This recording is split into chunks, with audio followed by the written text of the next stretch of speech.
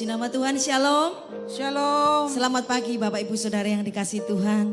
Mari bersama-sama kita satukan hati kita mulai ibadah kita. Seberapapun kita yang hadir, kita tetap percaya bahwa Yesus hadir di tengah-tengah kita. Amin. Haleluya.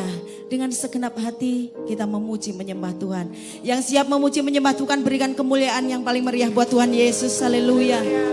Glory bagimu Tuhan Yesus.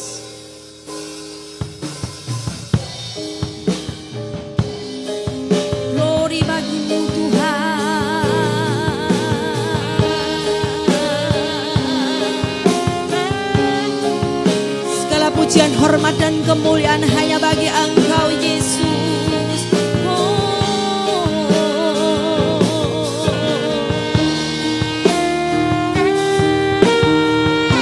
Bersama-sama katakan, nyanyi dan bersoraklah bagi Dia, pujian, hormat, kuasa bagi Raja.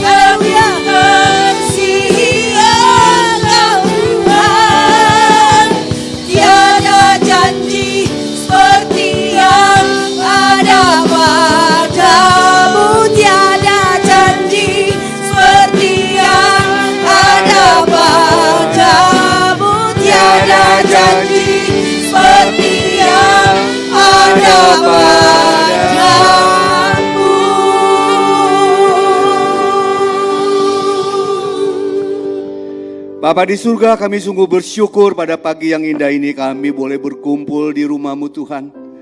Suatu anugerah bagi kami, suatu kebaikan bagi kami Tuhan kalau kami bisa berada di rumah Tuhan pada pagi hari ini. Kami sungguh bersyukur untuk perlindungan Tuhan sepanjang minggu ini sehingga kami tidak kurang suatu apapun Tuhan. Seberapapun kami yang ada di tempat ini Tuhan, kami percaya firman-Mu berkata 2-3 orang berkumpul dalam nama-Mu, Engkau hadir di tengah-tengah kami Tuhan. Saat ini Engkau ada di tengah-tengah kami Tuhan. Kami sangat percaya akan hal itu Tuhan. Terima kasih Tuhan. Oleh karena itu Tuhan, pimpinlah ibadah ini dari awal, pertengahan hingga akhir dari ibadah ini Tuhan. Biarlah nama-Mu saja yang ditinggikan di tempat ini Tuhan. Tidak ada kuasa-kuasa lain dapat mengganggu kami. Terima kasih Bapa. Urapi hambanya Bapak Pendeta Roni Rompas yang jauh datang dari Jakarta Tuhan untuk memberkati jemaat Tuhan yang ada di tempat ini Tuhan. Tuhan pakai mulut dan bibirnya Tuhan sehingga apa yang menjadi kerinduan-Mu Tuhan, Tuhan sampaikan melalui mulut dan bibirnya Tuhan. Biarlah firman ini boleh merupakan teguran bagi kami, mengingatkan kami bahkan hal-hal yang baru yang Tuhan akan ingatkan kepada kami. Terima kasih Bapa, terima kasih Tuhan. Dan untuk saudara-saudara kami yang masih dalam perjalanan Tuhan, percepat langkah mereka sehingga mereka boleh segera tiba sampai di tempat ini Tuhan. Setiap daripada kami yang mengambil bagian dalam pelayanan, kiranya urapan Tuhan turun atas kami semua. Semua talenta yang Tuhan berikan kepada kami boleh kami kembalikan hanya untuk kemuliaan nama Tuhan. Terima kasih Bapa. Kami akan mulai ibadah ini dengan doa yang Tuhan ajarkan kepada kami. Bapa kami yang ada di surga, dikuduskanlah nama-Mu, datanglah kerajaan-Mu, jadilah kehendak-Mu di bumi seperti di surga. Berikanlah kami pada hari ini makanan kami yang secukupnya, dan ampunilah kami akan kesalahan kami, seperti kami juga mengampuni orang yang bersalah kepada kami. Dan janganlah membawa kami ke dalam pencobaan, tetapi lepaskan kami dari yang jahat. Karena Engkaulah yang punya kerajaan dan kuasa dan kemuliaan sampai selama-lamanya. Mari sama-sama kita katakan, amin. Silakan duduk, saudara. Haleluya. Kami percaya tidak ada kuasa yang melebihi kuasa-Mu Tuhan dalam hidup kami. Oh, glory bagi-Mu Tuhan Yesus. Kami mau lebih lagi Tuhan. Kami mau lebih lagi masuk dalam hadirat-Mu Tuhan. Kami rindu memuji menyembah Engkau dengan segenap hati kami. Yes, haleluya.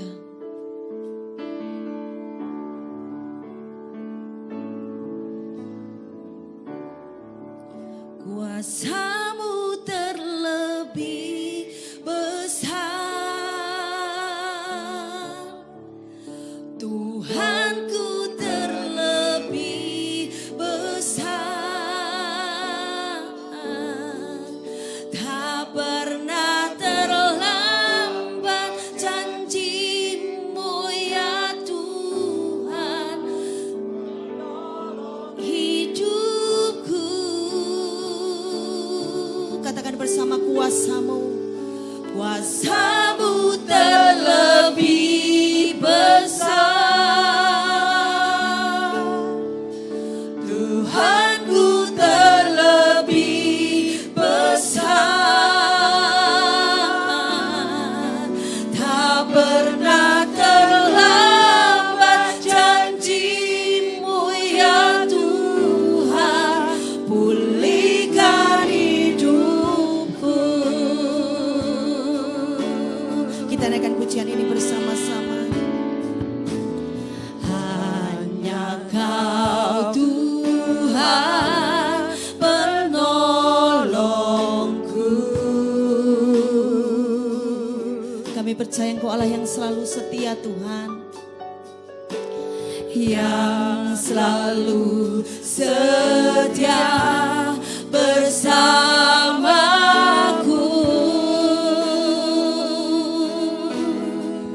Haleluya Tuhan, kasih-Mu yang sanggup mengubah kehidupanku.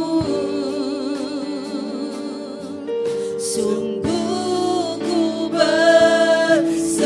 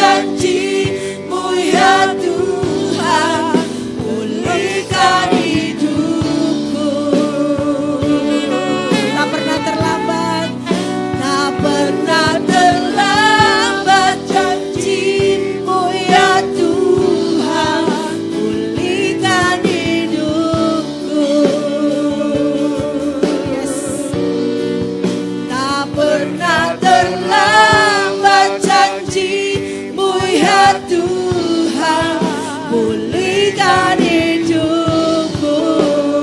Haleluya, kita berikan kemuliaan yang paling meriah buat Tuhan Yesus.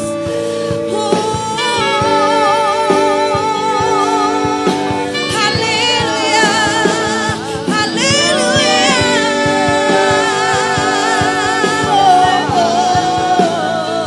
Kami percaya takkan terlambat janji-Mu Tuhan. Haleluya.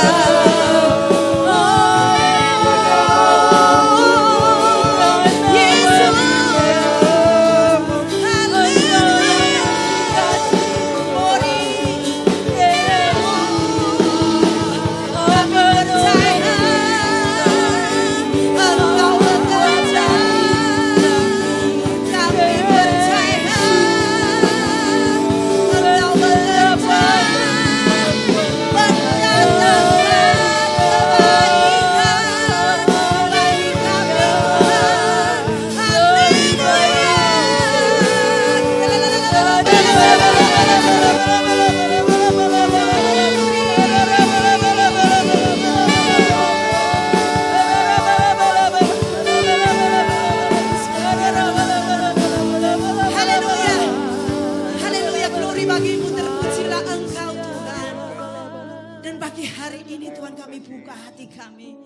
Kami rindu bersorak-sorai bersuka cita bagi hormat kemuliaan nama Tuhan.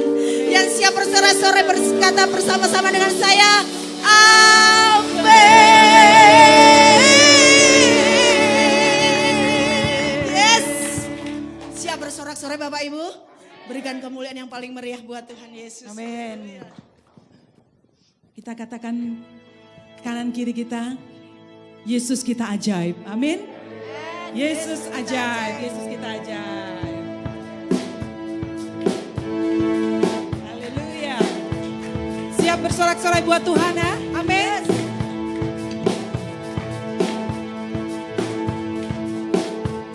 Haleluya.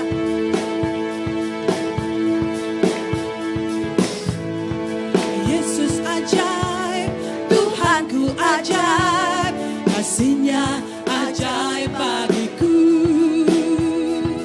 Yesus ajaib, Tuhanku ajaib, rahmat-Nya kekal selamanya. Tak berubah kasih-Nya, setiap hari bertambah indahnya. Sampai bumi berlalu dan habislah ragaku, Yesusku ajaib bagiku. Yesus ajaib, Tuhanku ajaib, kasih-Nya ajaib bagiku. Yesus ajaib, Tuhanku ajaib, rahmat-Nya kekal selamanya.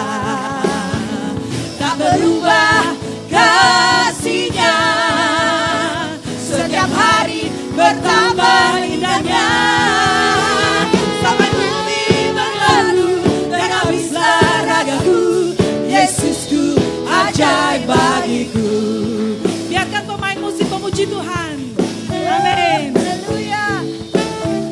Haleluya, glory bagi-Mu Tuhan. Haleluya.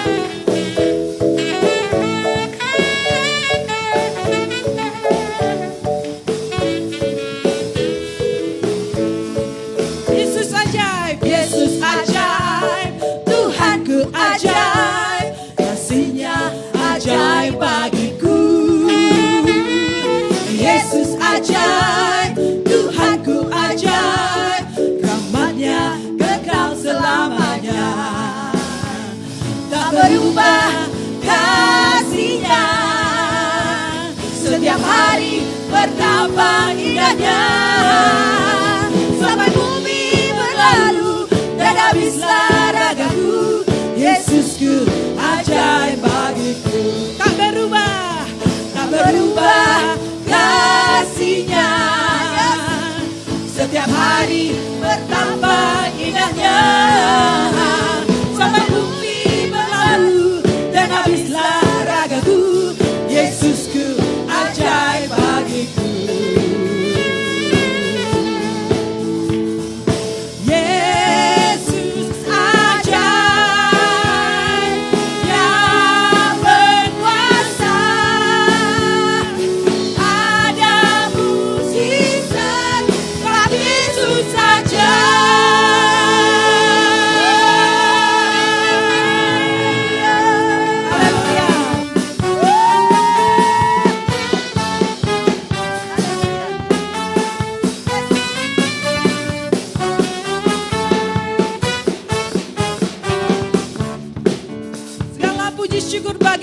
Yesus.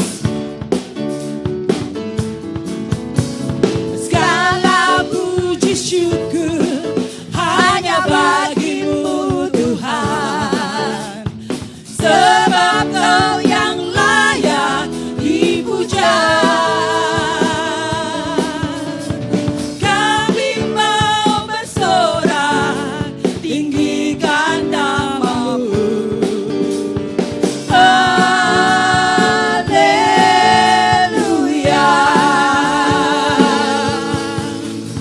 Soraklah, haleluya. Soraklah, haleluya. Haleluya. Soraklah, haleluya. Soraklah, haleluya. Haleluya. Shout for joy. Shout for joy. Hallelujah. Shout for joy. Hallelujah. Hallelujah.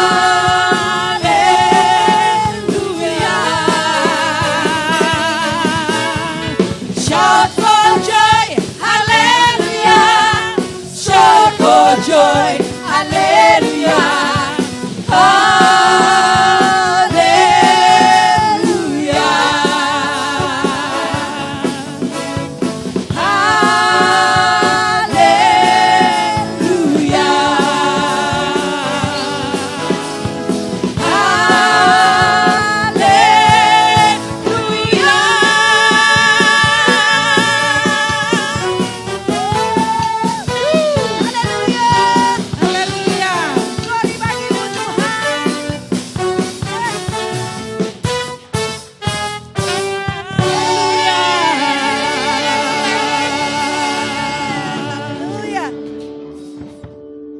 Haleluya, terpujilah nama Tuhan Bapak Ibu Saudara. Dia Allah yang luar biasa, Dia ajaib, Dia berkuasa. Amin. Kami persilakan duduk Bapak Ibu Saudara yang dikasih Tuhan. Haleluya. Kita semangat hari ini. Terpujilah nama Tuhan. Kita buka hati, kita siapkan hati kita boleh menerima firman Tuhan. Kami percaya Tuhan, kami tidak akan pernah takut menghadapi hari-hari di depan kami.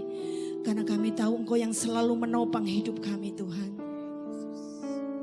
Kami tidak akan pernah takut Tuhan pada hidup yang sedang menimpa kami Bapa. Karena kami percaya kami punya pegangan yang kuat Tuhan. Kami punya jaminan hidup Tuhan yang kokoh. Kami punya Engkau Tuhan Yesus Allah yang luar biasa dalam hidup kami. Haleluya, terima kasih Tuhan Yesus. Kita naikkan pujian ini dengan segala ucapan syukur kita Bapak Ibu Saudara yang dikasihi Tuhan. Engkaulah perisaiku saat badai hidup menerpaku. Firman-Mu di dalamku tenangkan jiwaku. Engkaulah perisaiku Tuhan. Engkaulah perisaiku saat badai hidup menerpaku. Firman-Mu di dalamku tenangkan jiwaku.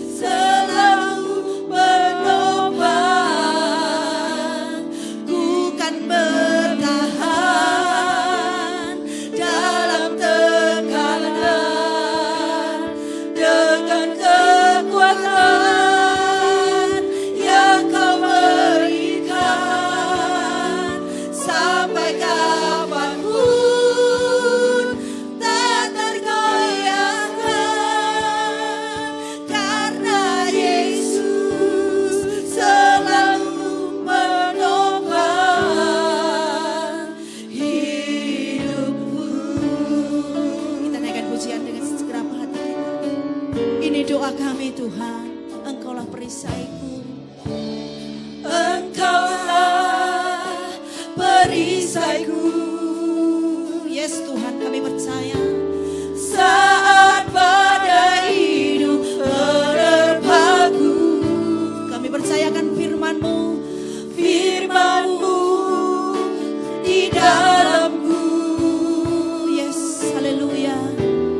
Tenangkan jiwaku, ku kan berdiri di tengah badai Dengan kekuatan yang Kau berikan. Sampai kapanpun ku kan bertahan, karena Yesus selalu menopang. Ku kan bertahan dalam tekanan, dengan kekuatan yang Kau berikan. Sampai kapanpun tak tergoyahkan, karena Yesus selalu menopang. Ku kan berdiri di tengah badai. Saya udah coba Tuhan, bersama-sama bangkit berdiri, kita sambut firman Tuhan. Yang Kau berikan. Sampai kapanpun ku kan bertahan, karena Yesus selalu menopang. Ku kan bertahan dalam tekanan, dengan kekuatan yang Kau berikan. Sampai kapanpun tak tergoyahkan, karena Yesus selalu menopang hidupku.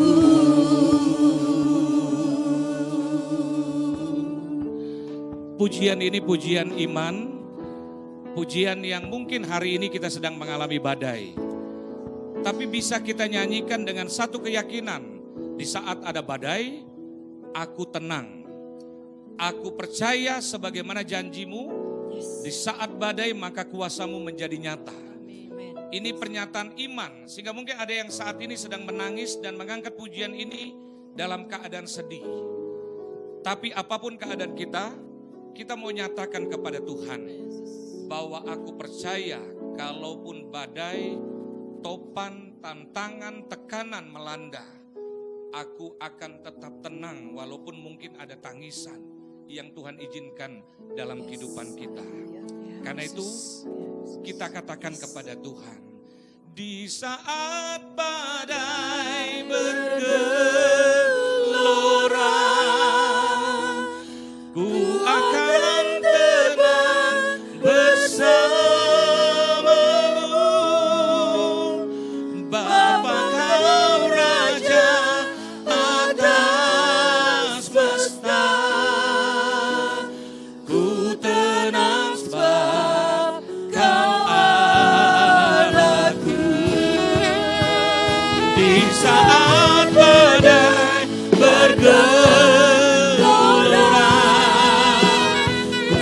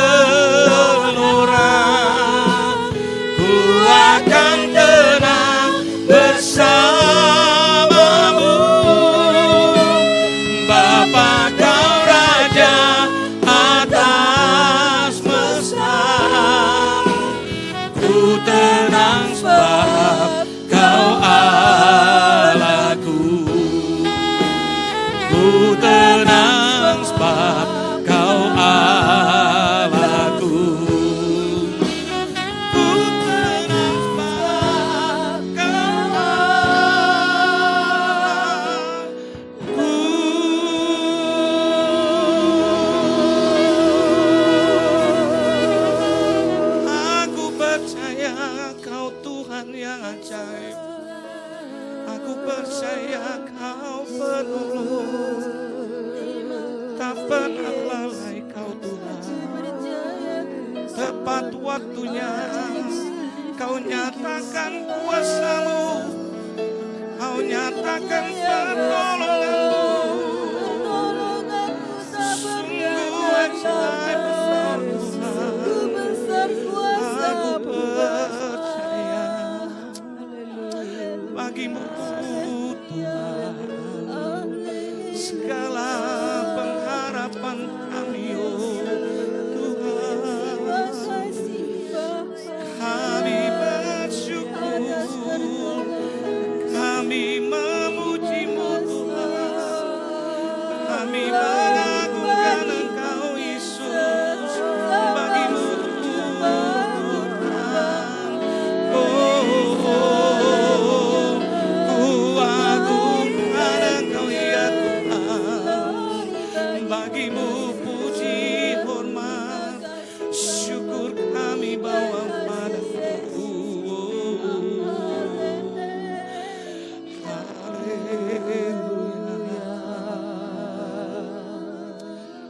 Haleluya.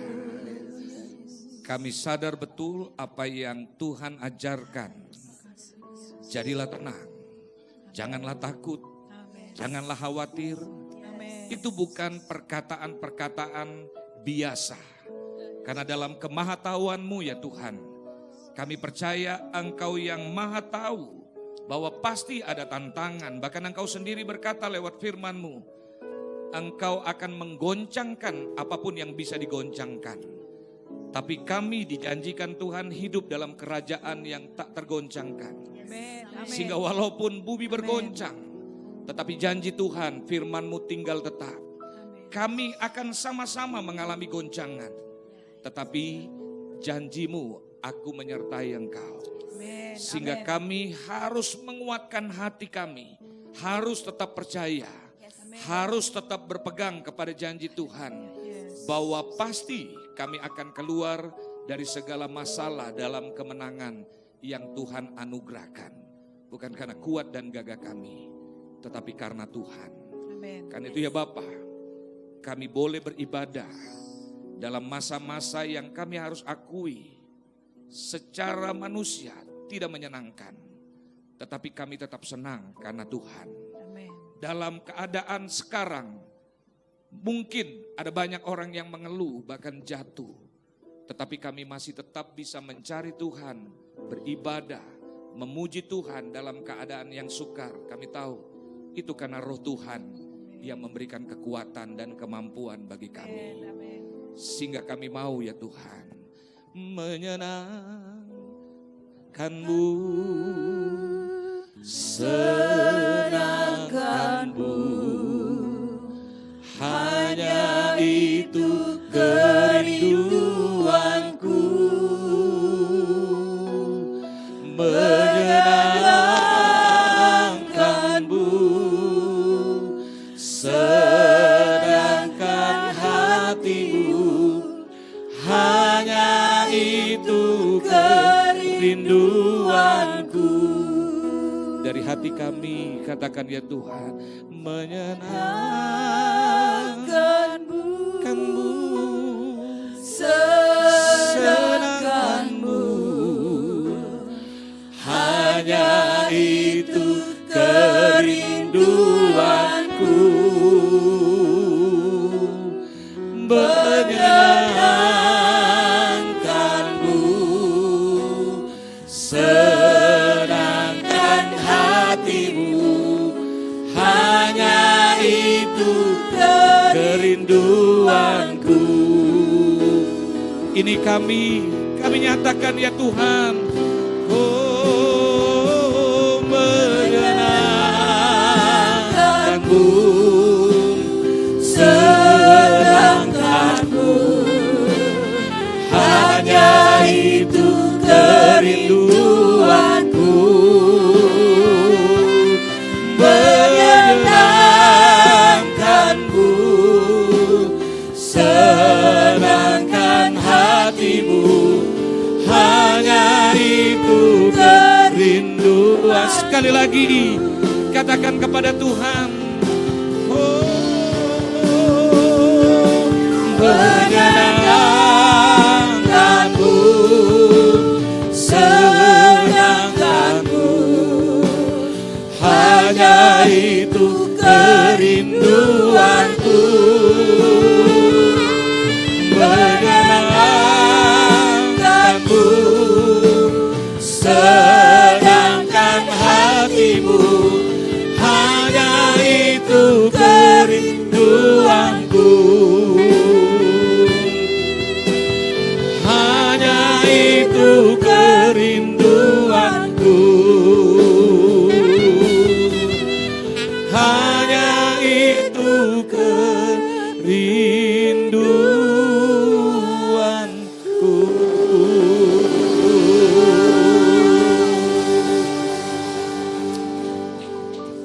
Kami mau Tuhan senang melihat sikap hati kami, melihat hidup kami yang tetap bersyukur dalam apapun, dalam keadaan apapun.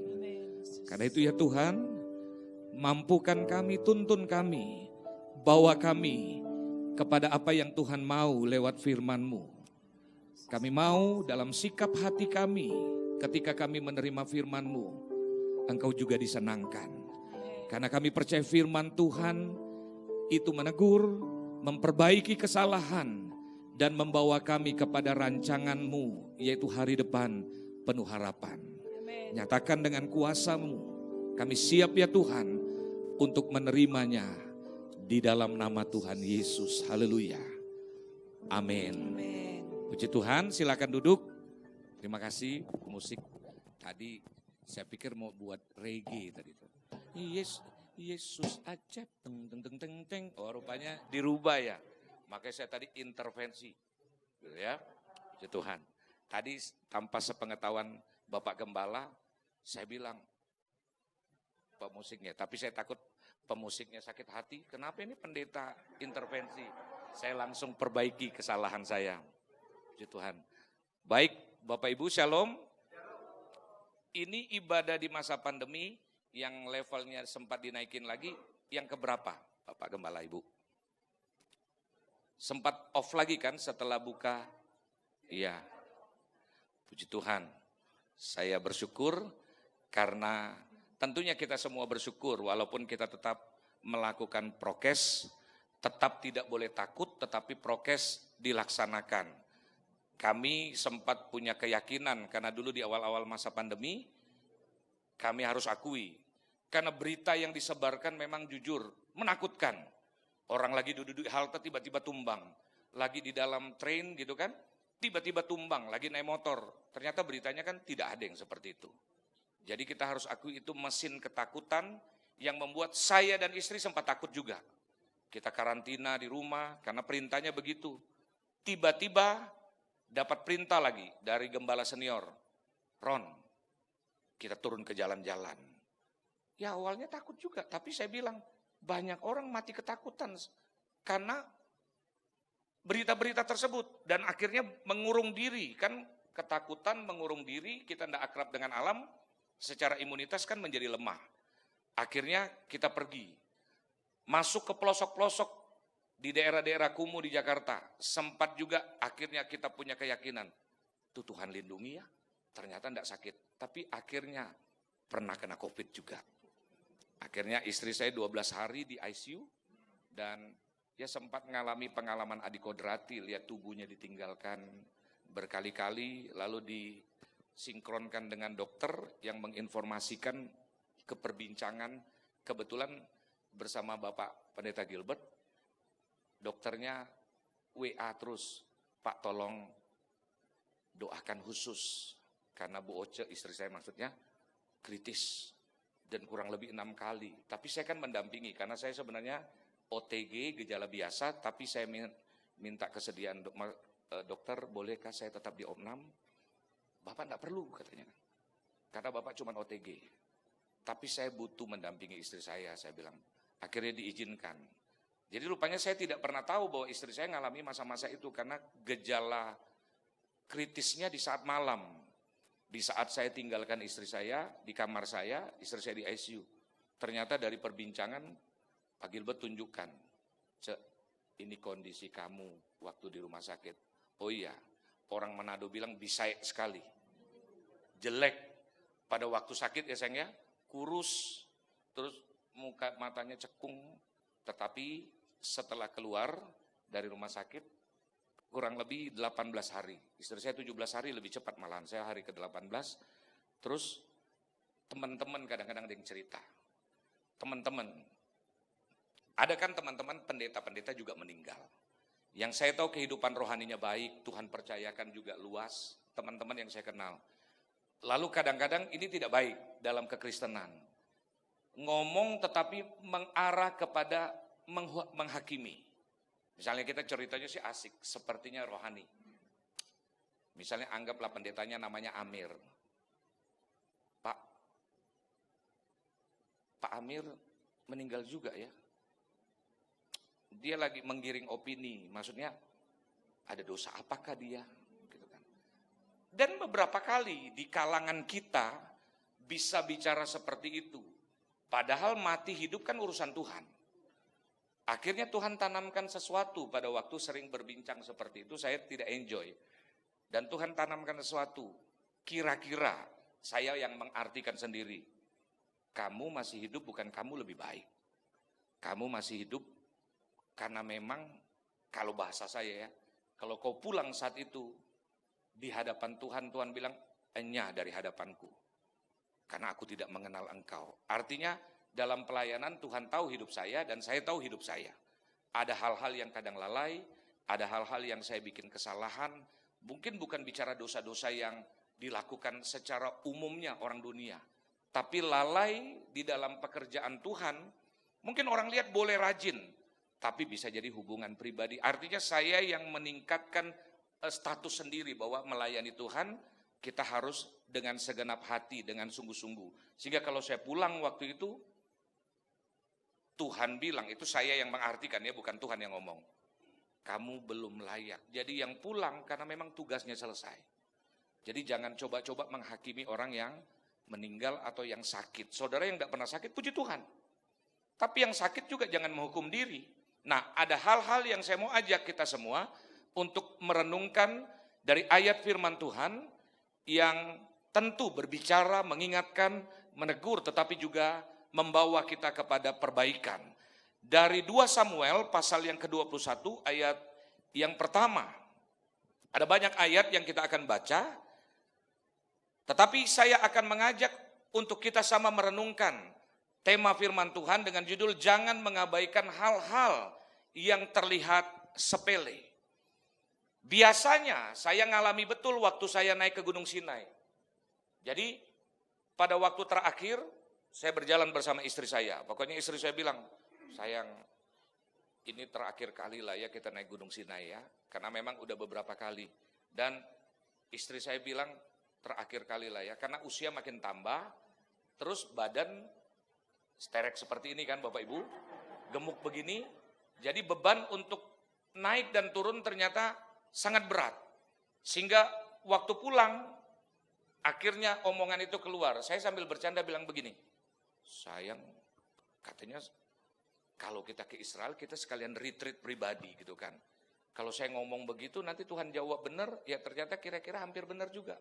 Kan ditutup kan, maksudnya setelah itu tidak boleh ke sana beberapa waktu. Nah, waktu turun dari Gunung Sinai kan banyak batu-batu besar sebagai pijakan. Tapi jujur saya beberapa kali hampir jatuh ketika menginjak bukan batu besar, karena batu besar itu tempat pijakan yang aman. Tapi kerikil-kerikil beberapa kali saya hampir terkepleset. Menginjak kecil, terus mau terjatuh. Akhirnya karena memang kami punya tongkat, itu yang membuat kita juga lebih kuat.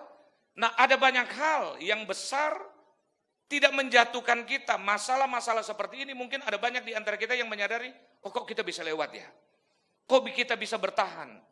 Tapi ada kalanya hal yang kita anggap sepele, yang kecil, yang kalau kita tidak waspada dan kita abaikan, itu bisa menjatuhkan kita. Nah, dari ayat 2 Samuel pasal yang ke-21, kita diajarkan, nanti ada beberapa ayat, dikatakan demikian ayat yang pertama. Dalam zaman Daud terjadilah kelaparan selama 3 tahun, dalam zaman Daud terjadilah kelaparan selama 3 tahun berturut-turut. Lalu Daud pergi menanyakan petunjuk Tuhan. Berfirmanlah Tuhan, pada Saul dan keluarganya melekat hutang darah karena ia telah membunuh orang-orang Gibeon. Bagi kita yang di daerah tropis, mungkin agak jarang walaupun masih pernah terjadi kekeringan sampai 3 tahun berturut-turut. 1 tahun aja rasanya kita tidak pernah 1 tahun full terjadi kekeringan. Pasti ada masa musim hujan walaupun cuman sedikit, biasanya bisa 3 bulan, tapi dalam 1 tahun tiba-tiba kok cuman 1 bulan, lalu hujan berubah karena mungkin ada perubahan iklim. Kalau sampai 3 tahun di daerah Israel yang pada waktu itu mengandalkan air yang awalnya biasanya di saat akhir tahun biasanya ada salju, lalu dari atas Gunung Hermon turun sampai ke, makanya dari Gunung Hermon turun sampai ke lembah-lembah Yordan. Itu artinya apa? Salju jadi sumber hujan. Nah, pada masa itu terjadi kekeringan. Dan bagi orang Israel, mereka itu hidup dalam hukum sebab akibat. Kalau hidupmu benar, maka hidupmu diberkati. Kalau hidupmu salah, maka kutuk akan menimpa engkau. Jadi Daud langsung bertanya, Tuhan kenapa? Apa yang salah sampai 3 tahun terjadi kekeringan? Sebagai raja, sebagai pemimpin, tentu rakyat bisa menghakimi. Jangan-jangan kau bikin dosa.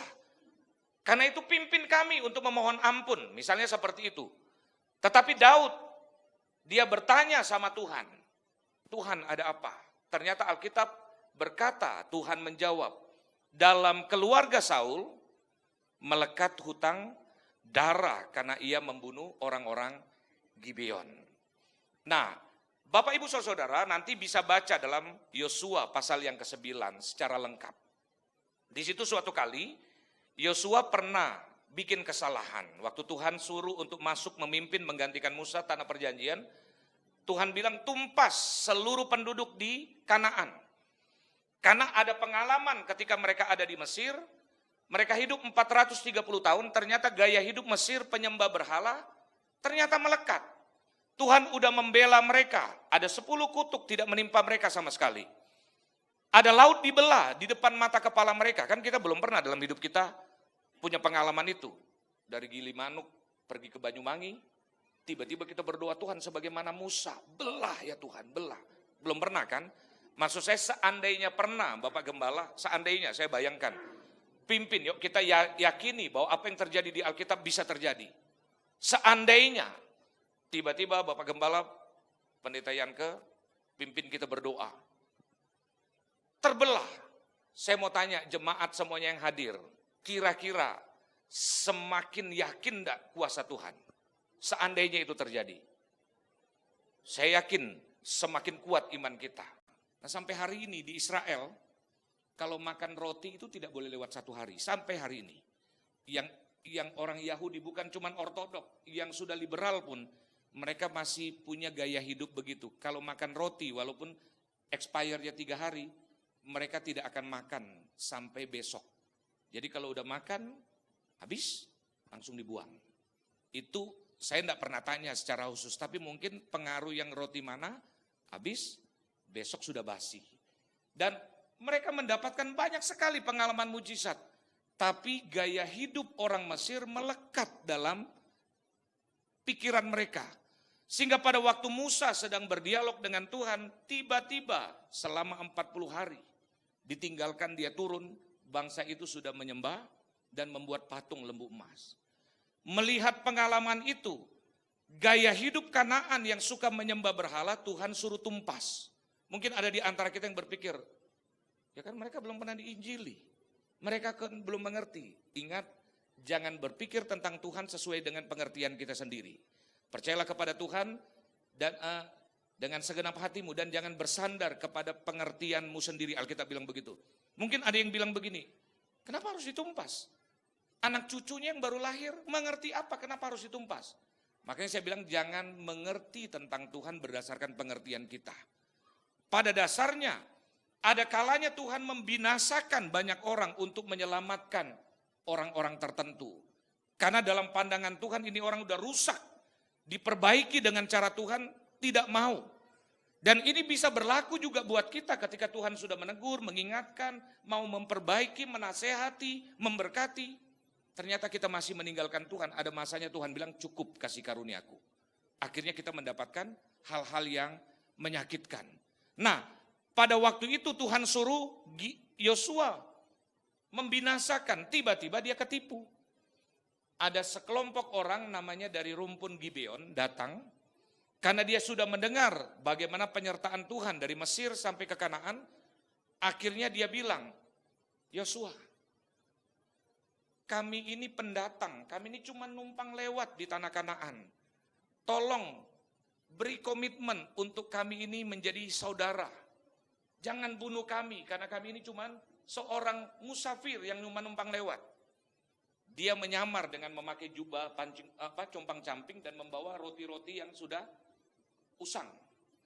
Lalu singkat cerita, Yosua tanpa bertanya kepada Tuhan, tidak menanyakan kepada tua-tua Israel, meminta pendapat, dia mengambil keputusan. Oke. Hari ini aku berkomitmen untuk mengikat hubungan persaudaraan. Keturunanmu tidak akan dibunuh oleh bangsa Israel. Sebagai pemimpin dia punya otoritas. 3 hari kemudian dia baru sadar, dia ketipu. Tapi Tuhan menghargai komitmen. Makanya dalam kekristenan tidak boleh ada perceraian. Karena Tuhan bilang apa yang keluar dari mulut Allah tidak boleh kembali dengan sia-sia. Nah Tuhan menciptakan manusia segambar dan serupa dengan Allah. Sehingga kalau manusia sudah berkata-kata, Tuhan mau kita pegang komitmennya. Tidak boleh dengan sembarang melanggar. Apa yang dibangun oleh Yosua artinya harus diikuti oleh bangsa Israel selanjutnya. Ternyata seorang raja yang bernama Saul berniat untuk membinasakan orang Gibeon. Memang yang membunuh dia akhirnya orang Gibeon. Karena dia sempat hendak membinasakan. Ternyata akibat yang dia buat melanggar komitmen. Dalam ayat yang selanjutnya 2 Samuel 21 ayat 2 sampai 14. Kalau Bapak Ibu baca nanti, kalau mau catat silakan. Akhirnya Daud bertanya kepada Tuhan dan ceritanya agak mengerikan. Daud mendatangi semua keturunan Saul yang laki-laki. Semua anaknya yang laki-laki digantung, dihukum mati. Cuman satu yang tidak, namanya Mephiboset. Karena Daud pernah punya komitmen dengan Yonatan, dia punya anak namanya Mephiboset. Karena punya komitmen hubungan persaudaraan, anak itu tidak dihukum mati. Tapi Mephiboset tidak menikah. Dengan kata lain, Saul tidak punya keturunan dari keturunannya yang laki-laki karena semuanya dihukum mati. Lalu akhirnya Tuhan memulihkan Israel. Tuhan akhirnya menurunkan hujan. Hal yang pertama yang Tuhan ingatkan, seringkali kita menganggap sepele yang namanya komitmen. Jangan sepelekan komitmen. Kalau Bapak Ibu punya anak, ada banyak orang tua yang kadang-kadang gampang, ibu-ibu perhatikan. Karena anaknya nangis, Ma, misal anggaplah masih kecil, beliin aku Silver Queen. Nanti ya Maya, Mama waktu itu udah janji Mama ndak beliin. Iya, supaya diem nih. Nanti Mama pulang Papa beliin. Ingat, itu sesuatu janji yang diberikan kepada anak. Jangan sepelekan. Karena saya masih ingat, salah satu hal yang membuat saya dulu sulit untuk mempercayai jawaban doa, minta maaf dengan segala hormat, papa saya itu baik. Tapi mungkin sulit duit kali. Kadang-kadang saya ingat satu kejadian yang sangat melekat di saya. Dulu saya waktu SD lumayan suka juara kelas SD dulu. SD udah lama banget ya. Terus suatu kali mulai akil balik, saya udah nakal cenderungnya dan akhirnya pernah enggak mau naik kelas. Dari kelas 5 naik ke kelas 6, prestasi saya jelek karena memang saya nakal, sering dihukum. Menurut guru sih saya menakal, menurut saya enggak, saya kreatif gitu kan. Menurut saya, cuman guru bilang nakal begitu kan. Nah singkat cerita saya hampir tidak naik kelas. Jadi papa saya marah karena selama ini kan bangga. Setiap kali pulang paling papa saya nanya juara berapa begitu kan. Nah di kelas 5 mungkin papa saya kecewa. Nah kelas 6 papa saya kasih challenge. Ron, kamu harus juara kelas ya. Supaya kamu nanti dapat SMP yang terbaik. Nah saya waktu itu lagi musim BMX, masih jauh di generasi Pak Yanke ya.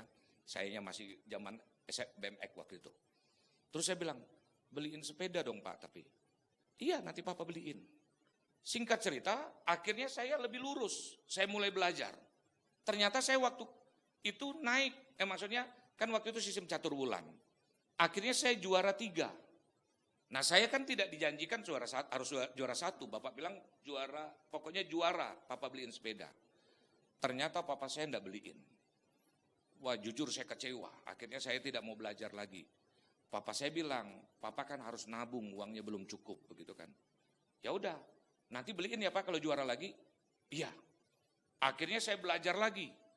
Kemudian waktu lulus SD, juara 2. Saya minta lagi. Papa saya enggak beliin lagi. Ya pokoknya kali ini Papa saya enggak kasih alasan. Akhirnya saya nangis, pokoknya masih enggak malu nangis ya waktu itu. Saya nangis. Dan akhirnya saya SMP jadi nakal. SMP nakal, saya sering kali dipanggil guru, belajarnya pun jadi berantakan, ya saya yang salah, pokoknya responnya saya yang negatif. Tapi akhirnya saya tidak pernah lagi ke gereja waktu itu. Dan saya mungkin tidak ingat alasannya apa, tetapi salah satu hal yang membuat saya malas, karena waktu itu selain saya belajar, saya juga berdoa untuk mendapatkan BMX. Tapi hal-hal yang bisa terjadi kepada anak ketika orang tuanya tidak bisa dipegang perkataan, yang saya alami salah satunya hal itu. Karena itu jangan anggap sepele komitmen kepada siapapun. Kepada gereja, kepada rekan bisnis, kepada istri, kepada suami, kepada anak. Saul mengalami bagaimana, kenapa harus terjadi pada Daud. Daud menikah dengan anak daripada Saul yang namanya Milka. Dalam keluarga Saul, Alkitab bilang melekat hutang darah. Dosa yang dibuat oleh Saul yang melanggar komitmen harus ditanggung oleh istrinya. Istrinya menikah dengan Daud yang menjadi raja. Dan dia raja atas Israel. Akhirnya harus ditanggung oleh rakyat Israel. Karena itu perhatikan, kadang-kadang ada hal yang sepertinya kecil, tetapi harus ditanggung oleh orang-orang yang bekerja dengan kita, harus ditanggung dengan orang-orang yang hidup di dalam keluarga kita, dengan banyak hal. Karena itu hal yang pertama, jangan menganggap sepele hal-hal yang kecil, yaitu melanggar komitmen. Dulu waktu menikah janji saya mau setia, saya siap menerima engkau dalam keadaan apapun. Dalam susah, dalam sakit, dalam senang. Tetapi waktu dalam pernikahan kita melanggar komitmen. Ada banyak suami-suami istri, hidupnya sulit diberkati, sulit untuk mendapatkan terobosan karena banyak suami yang melanggar komitmen. Banyak istri melanggar komitmen. Coba buka hati. Mungkin kita pikir, itu kan hal-hal kecil. Sekali lagi, jangan anggap sepele hal-hal yang sepertinya kecil. Yang kedua, Ulangan 32 ayat 48. Ulangan pasal yang ke-32 ayat 48. Ini tentang Musa, kalau tadi tentang Daud. Pada hari itulah juga Tuhan berfirman kepada Musa, naiklah ke atas pegunungan Abarim, ke atas gunung Nebo yang di tanah Moab, di tentangan Yeriko. Dan pandanglah tanah Kanaan yang kuberikan kepada orang Israel menjadi miliknya. Kemudian engkau akan mati di atas gunung yang akan kau naiki itu, supaya engkau dikumpulkan kepada kaum leluhurmu. Sama seperti Harun kakakmu, sudah meninggal di gunung Hor, dan dikumpulkan kepada kaum leluhurnya. Oleh sebab kamu telah berubah setia terhadap aku di tengah-tengah orang Israel. Dekat mata air Meriba di Kades, di padang gurun Sin. Dan oleh sebab kamu tidak menghormati kekudusanku di tengah-tengah orang Israel. Engkau boleh melihat negeri itu terbentang di depanmu, tetapi tidak boleh masuk ke sana, ke negeri yang kuberikan kepada orang Israel. Menyedihkan, dua keluarga imam, satu Harun, satu Musa. Kalau boleh dibilang Musa itu berjasa dalam pekerjaan Tuhan, mungkin dalam gereja. Dia tidak hitung-hitungan, tenaga dia buat, uang dia berikan untuk pekerjaan Tuhan. Tapi karena hal yang mungkin dianggap sepele, Harun mungkin dianggap sepele. Dia merasa imam kan, dia kakak. Ketika akhirnya Tuhan bicaranya selalu kepada Musa. Tiba-tiba jealous, iri. Kan dalam pelayanan sering begitu, muncul-muncul yang seperti itu awalnya tulus. dengan senang hati, bersemangat melayani. Tiba-tiba ada teman yang sama-sama mulai, bahkan lebih belakangan, tiba-tiba dipakai tanda petik lebih daripada dia. Bisa kan misalnya, sepertinya padahal di hadapan Tuhan sama. Dulu jemaat biasa, terus kita ajak, melayani dong, kita sama-sama melayani. Asik loh melayani Tuhan. Dia merasa diberkati, akhirnya dia mau melayani. Tiba-tiba dalam pelayanan, tanda petik. Karena hal-hal tertentu, apakah dalam penilaian dia lihat bertanggung jawab, atau ada karunia, atau hal-hal khusus, akhirnya dia dipercaya, yang ngajak, dia mungkin, anggaplah singer. Dia kepingin jadi WL. Tapi orang yang baru yang diajak dipercaya menjadi WL. Dia masih terus jadi singer. Ada orang kalau tidak menjaga hati, akhirnya dia merasa, Pak Gembala khotbah saya lebih bagus. Harusnya saya dong dikasih jadwal-jadwal khotbah, misalnya seperti itu. Hal-hal yang seperti itu sepertinya kecil. Tapi Harun ketika dia mulai mengusik, dia merasa dia lebih baik, dia lebih pantas. Akhirnya Tuhan menghukum dia.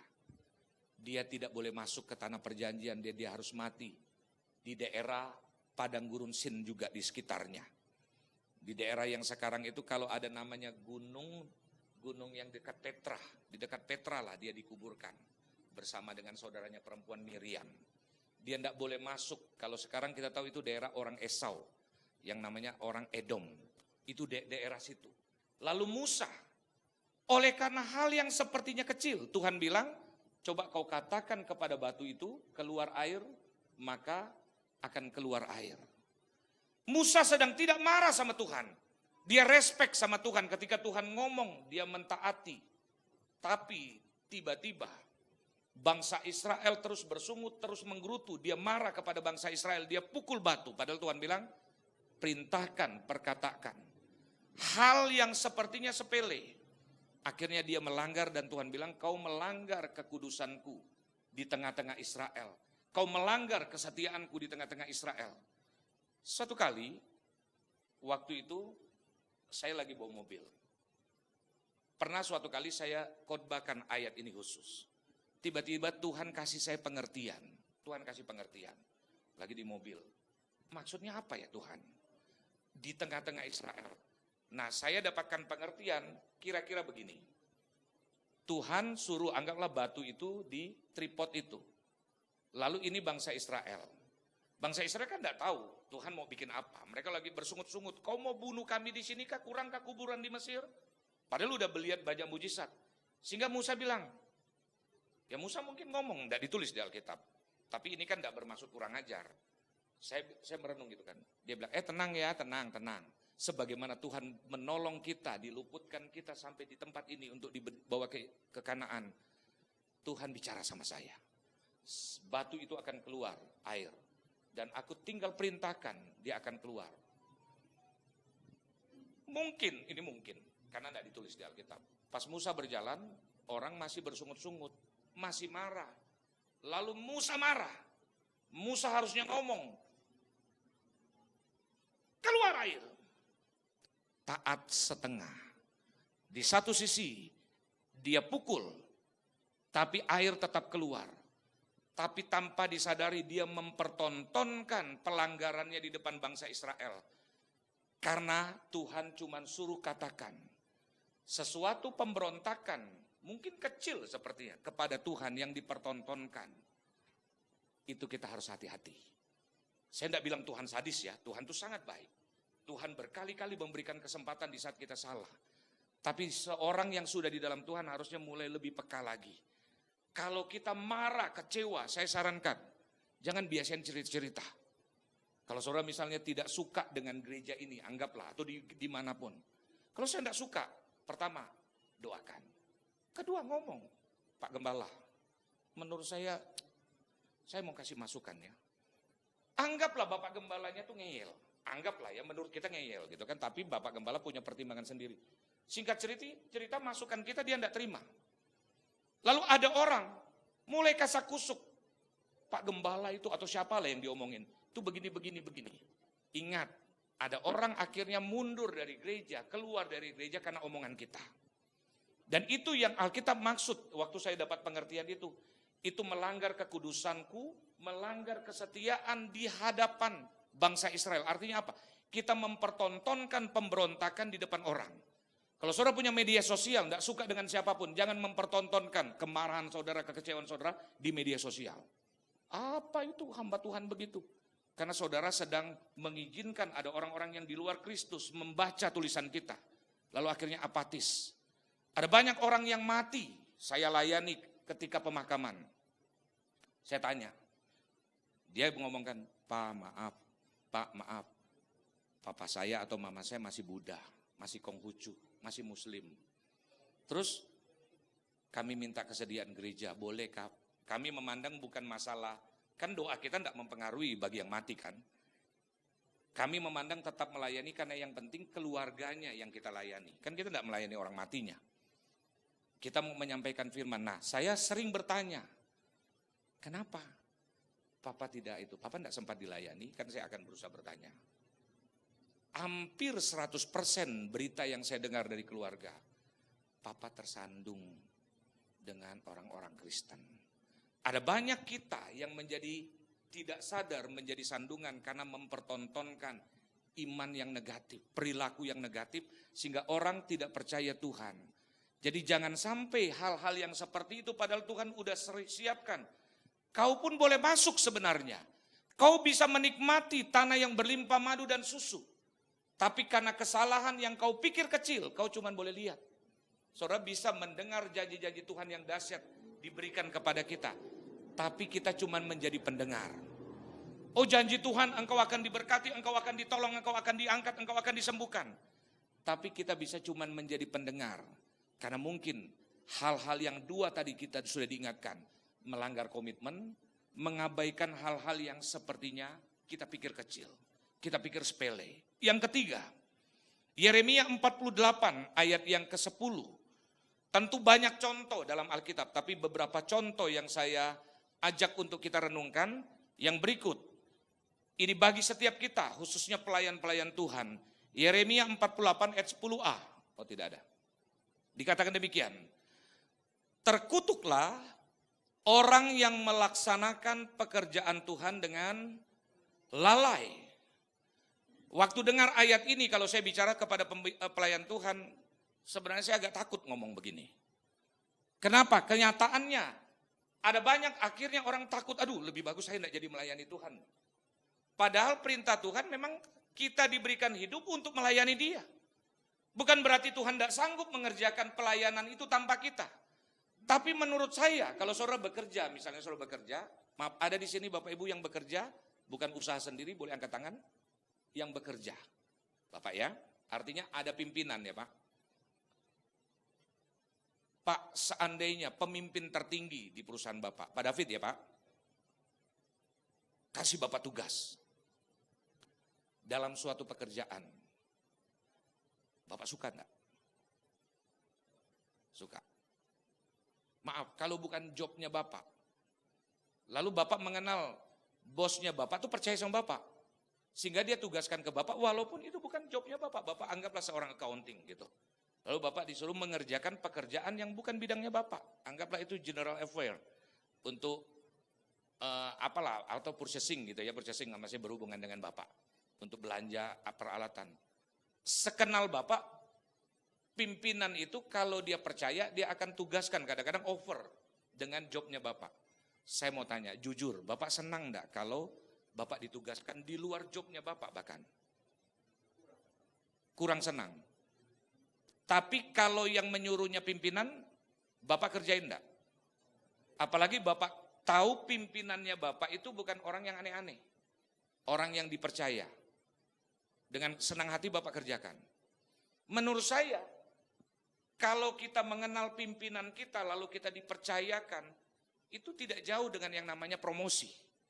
Ketika walaupun di luar job kita, kita mengerjakannya dengan baik, tidak mungkin terlepas dengan kemungkinan kita akan dipromosikan lebih lagi, lalu penghasilannya juga mungkin ditingkatkan. Itu bos di dunia. Saya tidak mengkultuskan orang. Ketika saya punya pimpinan di gereja, ada gembala senior, saya ditugaskan hampir tidak pernah saya bilang tidak. Pernah saya sekali bilang tidak. Itu karena waktu itu, Ron, minggu depan kita kesini ya Ron, gitu kan. Pak, kan waktu itu kebetulan saya harus pimpin rombongan ke Israel. Kan besok saya harus sudah ke Israel, Pak. Oh, ya udah, gitu kan. Ya udah, gitu kan. Artinya hampir boleh dibilang, sekali lagi saya tidak mengkultuskan. Tapi boleh dibilang ketika saya ditugaskan, saya boleh dibilang tidak pernah bilang tidak. Kecuali yang tadi itu, karena saya ada tugas pergi yang tidak bisa mendampingi. Manusia aja ketika memberikan tugas, saya pendeta, tiba-tiba Bapak Presiden Jokowi bilang, lewat Sekretariat Negara, tiba-tiba saya dihubungi. Bapak Pendeta Roni Rompas, betul Pak. Dari GBI Glow, betul Pak. Saya dari Sekretariat Negara, minggu depan Menteri Perdagangan akan di-reshuffle karena tidak bisa mengendalikan minyak. Anggaplah ini bukan nubuatan ya, gitu kan. Jadi Bapak minta maaf, ini bukan rumors di gereja ini, enggak, nah ini cuma andai-andai, gitu kan. Jadi Bapak yang menggantikan kebetulan Bapak Mika Yehezkiel dan dia Kristen. Apakah Bapak bersedia untuk memegang Alkitab sebagai pendeta ketika dia sumpah jabatan? Nanti Bapak Presiden Jokowi yang langsung memimpin. Maaf, saya senang sama Bapak Presiden, tapi sekali lagi dia manusia. Saya langsung bilang, siapa nanti malam, saya udah pulang ke Jakarta Pak. Baik Pak, saya senang. Presiden yang suruh, betul Bapak Ibu? Saya senang, kalau Bapak Ibu yang disuruh mau enggak? Cuma enggak boleh karena bukan pendeta kan, gitu kan? Saya senang. Tapi Bapak Ibu Saudara, kalau kita sadar melayani Tuhan, yang suruh itu Tuhan, bangganya kita. Harusnya sebagaimana ketika kita dipimpin oleh orang, lalu kita menyukai, kita senang, harusnya disuruh Tuhan itu jauh lebih menyenangkan. Makanya melayani Tuhan, itu harusnya menjadi panggilan yang menyenangkan. Saya mau melayani Tuhan. Tapi Tuhan ingatkan, jangan lalai, karena orang yang melayani Tuhan dengan lalai, Tuhan bilang terkutuk. Tapi kalau saya baca konteks aslinya, itu menjelaskan begini, melayani Tuhan itu tidak tulus. Melayani Tuhan tuh punya maksud-maksud tersembunyi, mencari keuntungan. Ya keuntungannya apalah, kita yang paling tahu. Dan Tuhan yang paling tahu. Tapi Tuhan kasih di hati nurani kita. Misalnya begini, melayani. Saya kasih contoh saya lah, dosa orang lain. Biasanya, pendeta khotbah biasanya pulang dikasih persembahan kasih. Betul ya Pak Pendeta ya, tapi ini bukan langsung mau ngingatin, Pak nanti kasih PK. Biasanya seperti itu dikasih. Nah, kemudian saya sebelum ke Bali kan kemarin saya pimpin, ada juga tugas pimpin pernikahan. Lalu saya telepon Bu Yanti, Bu, besok Minggu saya mau ke Bali juga, apakah ada jadwal yang bisa saya isi? Gitu kan? Iya, puji Tuhan, berarti saya pulang kantong saya nambah nih, gitu kan. Jadi hati yang saya siapkan adalah misalnya berkatnya. Sebagai apapun, pelayanankah, sebagai pemusik, oke pemusik, saya tidak tahu di sini apakah dikasih persembahan kasih. Oke, puji Tuhan. Ternyata dari talenta, dari hobi yang saya sukai, ternyata ada berkat yang Tuhan sediakan, kan menyenangkan melayani sesuai dengan hobi. Ngerti kan maksudnya kan? Ada masanya kita tidak suka senyum-senyum sama orang, capek, tapi ditugaskan dengan aser. Itu belum tentu hobi, yang jadi aser belum tentu hobi loh. Tapi melayani jadi pemusik, kita suka main musik, Tuhan kasih talenta musik, lalu dikasih berkat lagi. Nah tapi ketika kita melakukan sesuatu dengan motivasi yang tidak tulus, Tuhan bilang terkutuklah orang yang melayani dengan hati yang tidak tulus, dengan lalai. Lalai termasuk dalam hal apapun. Kita harusnya tugas tiba-tiba lagi capek, lalu aduh minta ganti, lalu pakai ngeles lagi alasan apa gitu. Aduh gua ketiduran udah kemalam, aduh lupa bangun. Pokoknya hal-hal yang seperti itu Tuhan ingatkan semua yang melayani Tuhan. Jangan lalai. Lebih bagus tuh tidak usah melayani, tetapi harus sebenarnya melayani. Yang keempat, yang terakhir, mengenai contoh ya Bapak Ibu. 1 Raja-Raja pasal yang ke-13, ini panjang.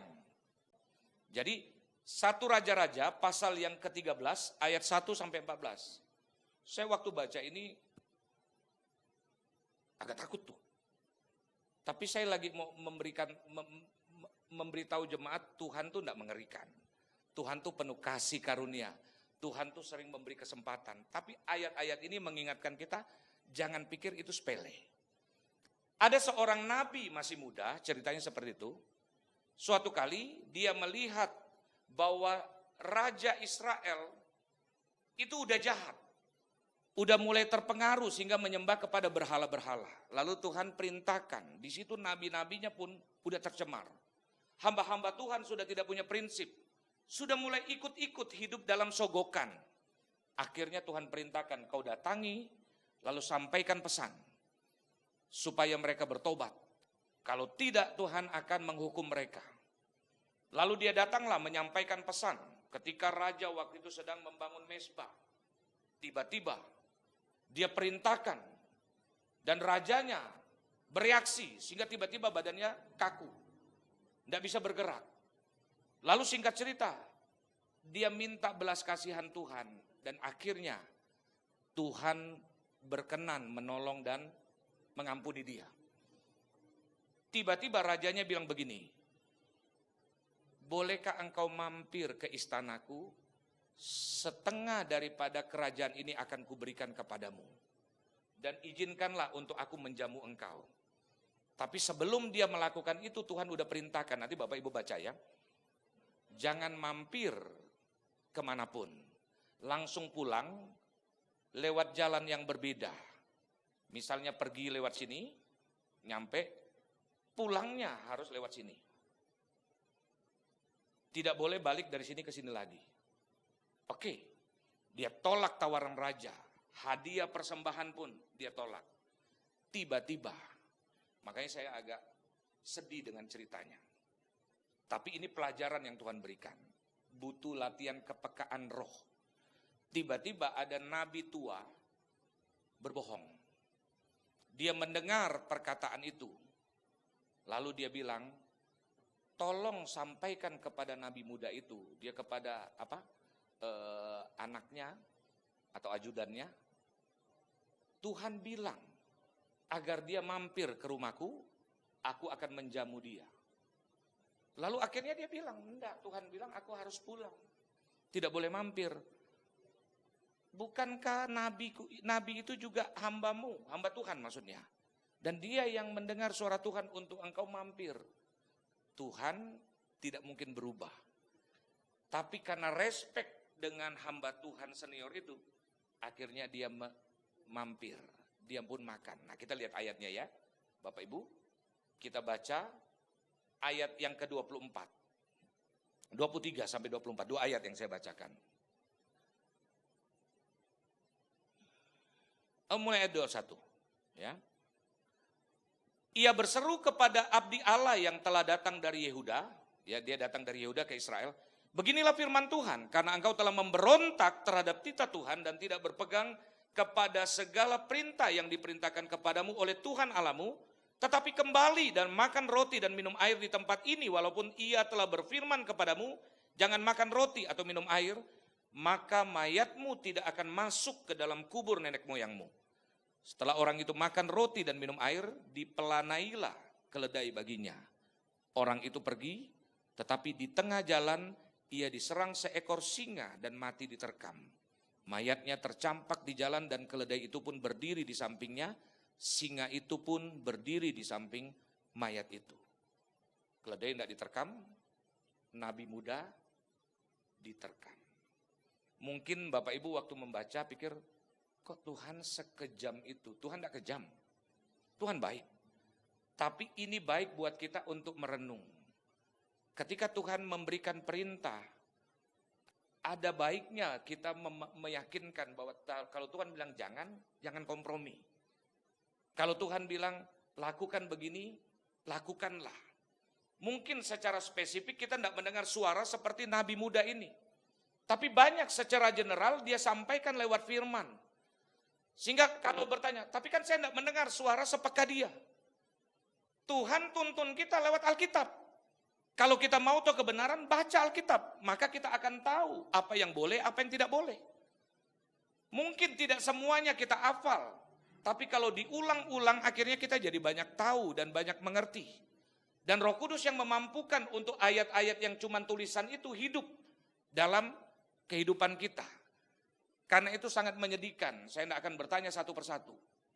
Apakah ada di antara saudara yang mungkin sampai saat ini sudah tua, sudah cukup lama. Buku sudah banyak saudara baca, tapi Alkitab tidak pernah tamat satu kali pun. Karena itu saya dorong Bapak Ibu. Jangan juga menyepelekan. Ada yang mungkin banyak hamba Tuhan sudah mengingat gitu, tapi Bapak Ibu, iya ya, cuman iya ya. Tapi ayat Alkitab bilang umatku binasa karena tidak mengenal Allah. Ada banyak orang kehilangan banyak kesempatan karena tidak mengenal Allah. Dia binasa karena memang tidak punya pengertian, tidak punya tuntunan. Dan ayat yang sama dibilang karena engkaulah yang menolak aku, maka aku menolak engkau menjadi imamku. Ayat ini Mika 4 ayat yang ke-6, ini misalnya bilang begini, imam itu sepintar apapun pemain musik, sejago apapun penyanyi, ibu kalaupun pintar nyanyi, kalau tidak keturunan Lewi tidak bisa jadi imam. Ngerti maksudnya? Bapak yang main saksofon, sepintar apapun, tapi kalau tidak keturunan Lewi tidak boleh melayani di sini. Itu konteks Israel ya. Jadi intinya begini, kalau kita lahir sebagai orang Lewi, kodratnya Tuhan berikan kita privilege. Kau boleh menjadi imam. Karena lahir dari keturunan Lewi. Tapi bagi orang yang menolak untuk mengenal Tuhan, tidak mau bergaul dengan Tuhan, tidak mau membaca dan merenungkan Taurat Tuhan dalam konteks itu, Tuhan bilang, aku akan menolak engkau menjadi imamku. Walaupun kau lahir dari Lewi, engkau punya hak, tetapi aku menolak engkau, karena engkau menolak untuk mengenal aku. Dengan kata lain, orang yang menolak untuk mengenal Tuhan, kan Tuhan tidak mungkin bohong. Dia bilang rancangan yang ada padaku mengenai kamu rancangan hari depan penuh harapan. Tapi kita cuma dengar. Walaupun aku udah siapkan rancangan ini, engkau cuma boleh dengar. Karena engkau menolak untuk mengenal aku. Bahkan ayat yang sama bagi Bapak Ibu yang dianugerahkan Tuhan anak-anak. Karena engkau melupakan akan aku. Coba buka ya, Mika. Hosea pasal yang 4 ayat yang ke-6. Hosea pasal yang keempat, ayat yang ke-6, dikatakan demikian. Umatku binasa karena tidak mengenal Allah. Karena engkaulah yang menolak pengenalan itu, maka aku menolak engkau menjadi imamku. Dan karena engkau melupakan pengajaran Allahmu, maka aku juga akan melupakan anak-anakmu. Belakangan ini saya dipertemukan dengan beberapa jemaat yang saya kenal, termasuk kemarin tuh yang menikah. Saya lihat bagaimana orang tua memiliki anak-anak yang diberkati. Dari segi rohani, kemudian prestasi akademiknya, hubungan antara suami, anak-anak dengan saudara-saudaranya. Saya melihat, jujur saya diberkati dengan kehidupan keluarga-keluarga yang seperti itu. Dan ada keluarga-keluarga yang jujur menyedihkan. Mau nyekolahkan anak susah, untuk keseharian susah. Anaknya kocar-kacir, anaknya tidak hidup rukun, terpisah-pisah walaupun anaknya hidup semua. Tidak saling berhubungan. Dan dari ayat ini kita diingatkan, jangan-jangan ada hal yang kita lupakan untuk mengenal Tuhan. Sehingga Tuhan bilang, aku akan melupakan anak-anakmu. Kalau saudara dianugerahkan Tuhan anak, lalu nanti akan ada punya cucu. Kalau saudara memang tidak mau mengenal dengan sungguh-sungguh, menurut saya saudara itu orang bengis. Saudara tidak mikirkan anak atau keturunan yang Tuhan percayakan. Karena ayat Alkitab bilang kalau engkau melupakan aku, mengenal aku, maka aku akan melupakan keturunanmu atau anak-anakmu. Jadi Bapak Ibu Saudara, 4 hal ini Tuhan ingatkan. Seringkali kita anggap sepele. Komitmen kepada istri, kepada suami, kepada anak, kepada pelayanan.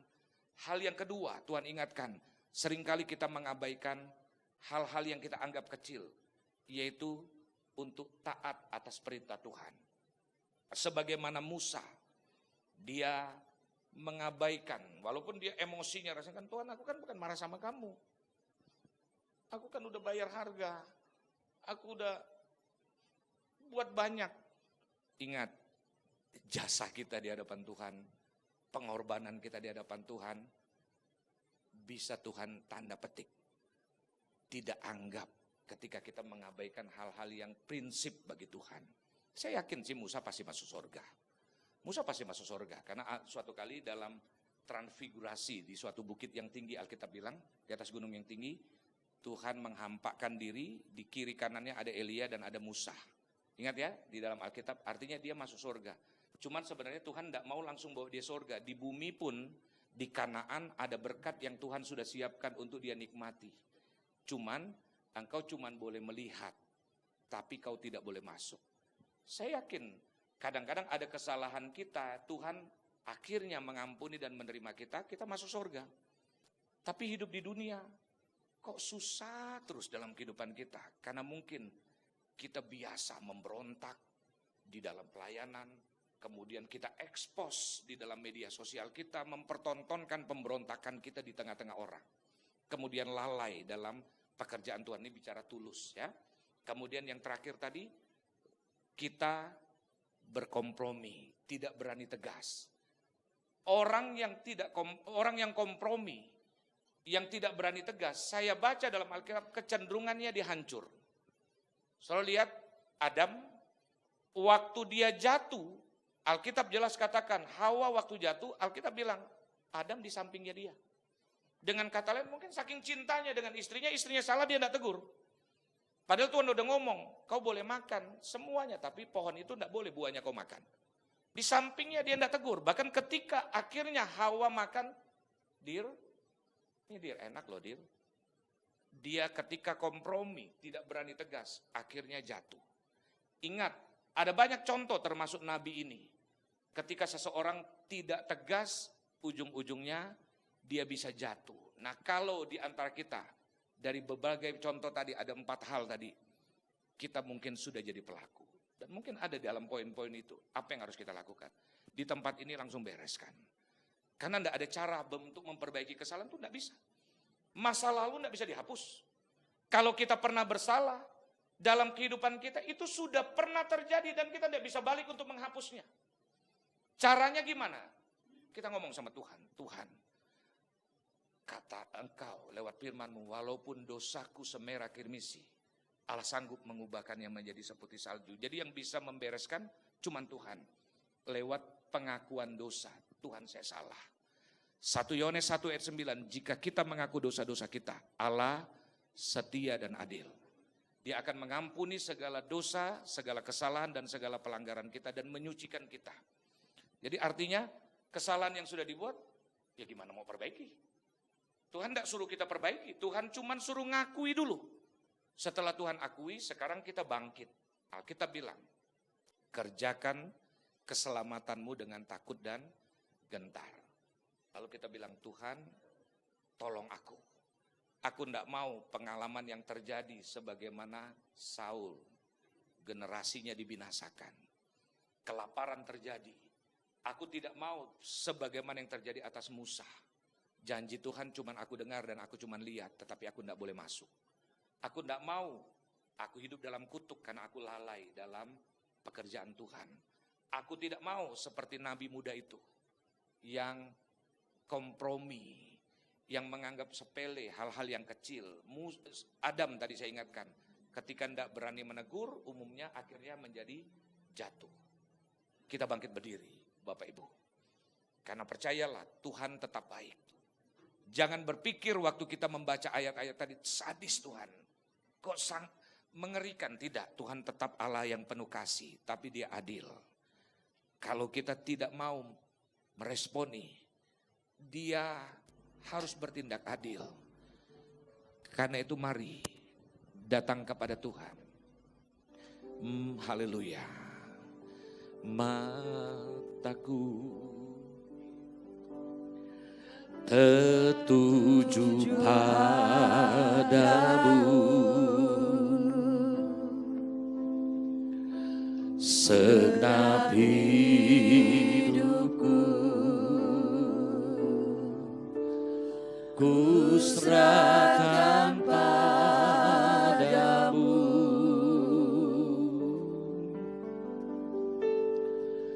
Bimbing aku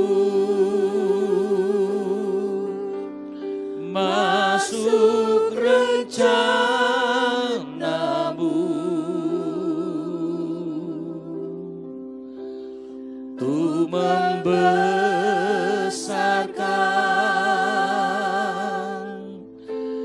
kerajaan-Mu.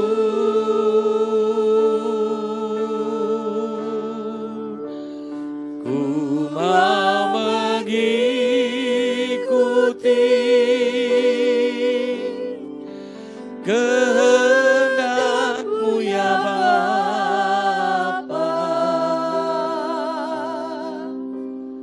Ku mau selalu menyenangkan hati-Mu. Boleh tundukkan kepala sejenak, Bapak Ibu.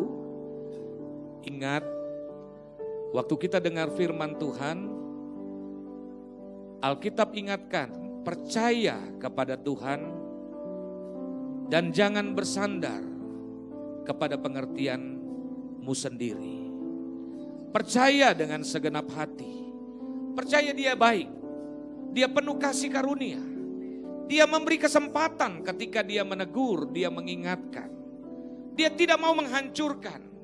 Dia ingin memperbaiki kesalahan. Dia menyediakan pekerjaan baik. Dia mau kita hidup di dalamnya. Jangan pernah curiga dengan Tuhan. Ketika ayat-ayat ini kita dengar, kita baca, kita renungkan. Ingat dan tetap percaya Tuhan itu baik. Dia penuh kasih. Tapi di kesempatan ini Tuhan mau kita perbaiki. Bukan dengan kuat dan gagah kita. Tapi berkata kepada Dia, Tuhan terima kasih sudah mengingatkan aku. Mungkin hari-hari ini badai yang kita alami. Ada bagian dari kesalahan yang kita lakukan. Sehingga kok sepertinya badai tidak menjauh, tidak reda. Mungkin itu ada bagian dariku. Karena aku punya komitmen tetapi aku terbiasa melanggarnya. Apalagi komitmen kepada Tuhan. Melanggar komitmen kepada sesama aja tadi kita baca. Kepada Gibeon ketika dilanggar. Kita berhadapan dengan Tuhan. Itu sesama manusia. Mungkin ada di antara saudara yang punya komitmen dengan seseorang. Lalu engkau melanggarnya. Akui di hadapan Tuhan. Kalau ada kesempatan, datangi orang tersebut. Kalau engkau punya janji, uangkah, atau apapun, bereskan. Yang kedua, Tuhan ingatkan lewat Musa.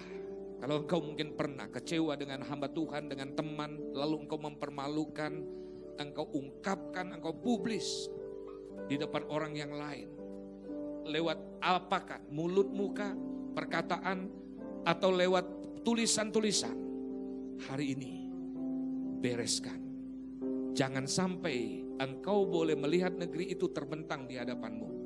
Tapi engkau cuman melihat, tidak boleh masuk. Tuhan ingatkan berikutnya. Jaga ketulusan hati dalam melayani Tuhan. Karena Alkitab ingatkan, terkutuklah orang yang melayani Tuhan dengan lalai. Dengan tidak tulus. Dengan motivasi-motivasi yang tersembunyi. Biarlah Tuhan yang menegur, izinkan Dia untuk memperbaiki. Dan terakhir, jangan jadi orang yang mediocrity, yang sulit menolak kalau tahu ini salah. Kita harus berani tegas, itu salah. Sebagaimana Nabi, dia tahu tapi dia kompromi. Waktu Adam dia tahu tetapi dia kompromi. Akibatnya hal yang buruk pun terjadi. Kalau hari-hari ini kita diingatkan bahwa kita pernah ada di dalamnya dan kita belum perbaiki. Ngomong sama Tuhan, ampuni saya ya Tuhan. Saya akui, saya pernah lakukan itu ya Tuhan. Dan saya mau bangkit. Karena Tuhan pasti tolong. Tuhan akan membawa kita kepada apa yang Dia rancangkan untuk akhirnya digenapi dalam hidup kita. Ngomong sama Tuhan. Ngomong secara pribadi dalam doa saudara. Karena saya percaya waktu Dia berbicara lewat firman-Nya, Dia beri kesempatan untuk kita perbaiki. Tuhan dengar setiap perkataan yang keluar dari mulut hati kami. Kami mau bereskan. Sehingga ya Bapa, hidup kami diperbaharui. Langkah-langkah kami, hari depan kami menjadi langkah-langkah dan hari depan yang penuh dengan janji-janji Tuhan. Ya Tuhan, terima kasih. Terima kasih. Terima kasih. Saudara, kita akan mengakhiri ibadah kita pada siang hari ini dengan segala ucapan syukur kepadamu Tuhan atas segala kebaikan dan kasih Tuhan. Sehingga ibadah ini boleh berjalan dengan baik Tuhan. Terutama untuk firman Tuhan yang telah ditaburkan Tuhan. Kami percaya firman yang telah ditaburkan tidak akan kembali dengan sia-sia Tuhan. Terima kasih Bapa untuk firman-Mu. Kami tahu Tuhan, firman-Mu berkata di akhir zaman ini hari-hari tidak semakin baik Tuhan. Tapi kami percaya kami punya suatu pengharapan. Harapan yang pasti yaitu Engkau sendiri Yesus. Engkau ada harapan kami. Dan setiap orang yang berharap kepada Tuhan tidak akan pernah dikecewakan. Terima kasih Tuhan untuk janji-Mu Tuhan. Karena Engkau menjanjikan suatu kehidupan yang jauh lebih baik dari apa yang kita harapkan. Terima kasih Bapa. Terima kasih untuk segala kebaikan dan kasih Tuhan. Kalau sebentar kami juga akan berpisah Tuhan, tapi kami percaya kasih Tuhan, penyertaan Tuhan, perlindungan Tuhan tidak akan pernah berpisah daripada kami. Engkau akan menyertai dan melindungi anak-anak-Mu di tempat ini 1 minggu ke depan Tuhan. Sehingga mereka terhindar dari segala malapetaka apapun juga. Dari virus apapun juga mereka terhindar Tuhan. Kau pertemukan mereka semua dengan orang-orang yang sehat Tuhan. Terima kasih Bapa. Kami percaya perlindungan Tuhan dan penyertaan Tuhan sempurna pada setiap jemaat Tuhan yang ada di tempat ini. Terima kasih Bapak juga untuk hambanya Bapak Pendeta Roni Rompas yang telah menyampaikan firman-Mu Tuhan. Kiranya kasih karunia perlindungan Tuhan. Dia niat jahat, orang jahat kami patahkan dalam nama Yesus Tuhan. Ada perlindungan Tuhan yang sempurna pada keluarga ini Tuhan. Sehingga Pak Roni Rompas dan bersama Ibu Oce boleh dipakai Tuhan lebih lagi Tuhan. Kami percaya Tuhan Engkau mengasihi keluarga ini. Terima kasih Bapak. Mari saudara kita angkat kedua tangan kita dan katakan amin, maka ini akan terjadi dalam hidup saudara. Diberkatilah keluargamu, diberkatilah kesehatanmu, diberkatilah apa yang engkau kerjakan, dan diberkatilah engkau yang mengasihi Tuhan lebih dari segalanya. Oleh karena itu saudara yang dikasihi Tuhan, marilah kita hidup takut akan Tuhan. Jangan menyimpang ke kanan ataupun ke kiri, sehingga kemanapun kita pergi, hidup kita akan beruntung. Tuhan akan membuat kita menjadi kepala dan bukan ekor. Dan engkau akan terus naik dan tidak akan turun. Oleh karena itu saudara yang dikasihi Tuhan, terimalah berkat daripada Bapa, Putra, dan Roh Kudus. Mulai saat ini sampai Maranatha, Yesus datang untuk kedua kalinya. Semua yang percaya dan telah menerima berkat Tuhan, mari sama-sama kita katakan, amin. Kiranya Engkau memberkati aku berlimpah-limpah dan memperluas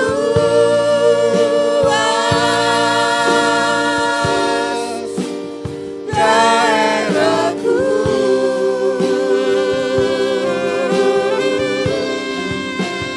dan kiranya menyertai aku dan melindungi aku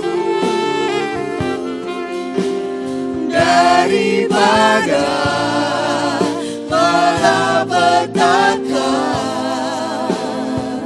sehingga kesakitan tidak menimpa aku.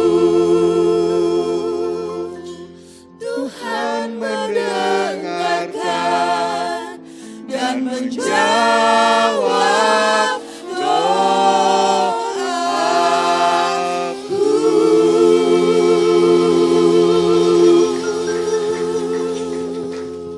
Silakan ambil saat teduh sejenak. Selamat hari Minggu, Tuhan Yesus memberkati.